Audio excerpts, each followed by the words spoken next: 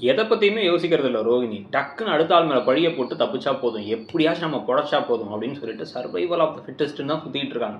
ஆனா அகப்படும்பொழுது வந்து பார்த்தீங்க அப்படின்னா வந்து அப்படியே பரிதாபமா இருக்க மாரி, என் நிலைமை உனக்கு புரியும்ல, என் கஷ்டம் உனக்கு தெரியும்ல அப்படிங்கிற மாரி வித்யா மாரி ஆட்கள் அப்படியே மண்டைய கழுவுற மாரி விஷயங்கள்லாம் பண்றாங்க. மனோஜையும் பல நேரங்கள்ல ஏமாத்திட்டு இருக்காங்க. ஸோ, இப்போ இதில வந்து பார்த்தீங்க அப்படின்னா, இன்னைக்கு எபிசோட்ல எடுத்த உடனே வந்து, ஒரு பக்கம் இப்ப இந்த கிறிஷ தேடுற வேலைய விட்டாங்க. கிறிஷ் பாட்டி அது எல்லாத்தையுமே அப்படியே அம்போன்னு விட்டுட்டு, அதுக்கு பதிலா வந்து பார்த்தீங்க அப்படின்னா வந்து, ஏதோ அ இவருடைய செல்வத்தோட மச்சான் ஒருத்தன் எங்கேயோ ஃபாரின்லேருந்து ஒருத்தர் வந்திருக்காராம். ஸோ, அவர வந்து காமிக்கிறாங்க. அவர் கூட வந்து சேர்ந்து அவரு செல்வம் வந்து கார் வந்து இனிமே சும்மா தான் இருக்கும்னு சொல்லிட்டு ஏதோ கிளம்பி போறாரு ஒரு 3, 4 நாளைக்கு. அது என்ன கதைங்கிறது தெரியல. இதுக்கப்புறம் தான் தெரிய வரும்.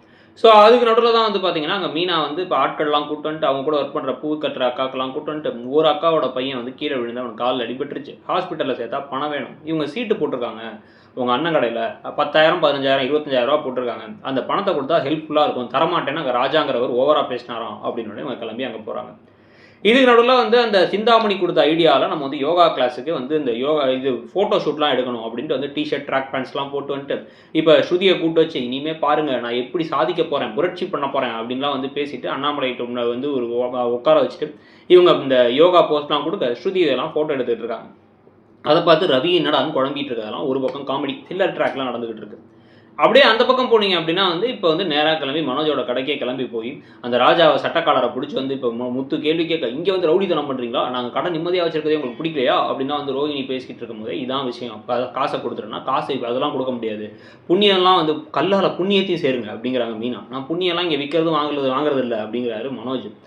பணத்த குடுத்துடுறா, இல்லன்னா வந்து தேவையில்லாம பிரச்சனையாயிடும். பார்றா அவங்க பாவம்ல அப்டின்னோனே, சரி ஓகே. இப்ப என்ன பணம் வேணும் அவ்வளோதானே அப்டின்னு கல்லால போய் பார்த்தா, கல்லால பணம் இல்ல. லாக்கர்ல போய் எடுக்கிறேன் அப்டின்னா, இல்ல இல்ல அதெல்லாம் வேணாம் அப்டிங்கிறாங்க ரோகிணி.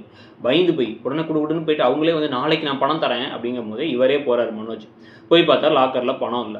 உடனே லாக்கர்ல பணம் இல்ல என்னாச்சுன்னு தெரியலன்னா, நம்ம 2 பேரும் கிளம்புனதுக்கு அப்புறம் இவங்க 2 பேர் தான் இங்க இருப்பாங்கன்னு ஒரே செகண்ட்ல ரோகிணி சொல்ட்டாங்க. யோசிக்கவே இல்ல. ராஜா ராணி மேல பழிய போட அதுங்க அழுதுகிட்டு இருக்க, "ஒரு வாரத்துக்குள்ள நீங்க பணத்த குடுக்கலன்னா போலீஸ்ட்ட போயிடுவோம்" அப்டின்னு வந்து சொல்லிட்டு, இப்ப போலீஸ்ட்ட போ வேணாம்னு சமாளிச்சுட்டாங்க. முத்துவும் வந்து பாவம் கடையில வேலை பார்க்குறவங்கள ஏன் குறை சொல்றீங்க அப்படின்னா வந்து அதெல்லாம் இல்ல. நீ தேவையில்லாம வந்து பிரச்சனை பண்ணனால தான் இவ்வளோ பிரச்சனையே. எங்க பணம் இப்படி போயிடுச்சு அப்படின்னதுக்கப்புறம் மனோஜ் என்ன சொல்றாருன்னா, என்னை எல்லாரும் ஏமாத்துறாங்கங்கிறாரு. மனோஜ் உங்கள கூடவே இருந்து ஏமாத்துறதே உங்க மனைவி தான். அத நீங்க என்னைக்கு புரிஞ்சுக்க போறீங்கன்னு தெரியல. இவ்ளோ பேக்கா அந்த கேரக்டர கொண்டு போயிட்டு இருக்காங்க. ஸோ இதுக்கப்புறம் என்ன நடக்க போகுதுங்கிறத பார்க்கலாம். நீங்க என்ன நினைக்கிறீங்க? இன்னைக்கு எபிசோட் எப்படி இருந்துச்சுங்கிறத சொல்லுங்க. Thank you.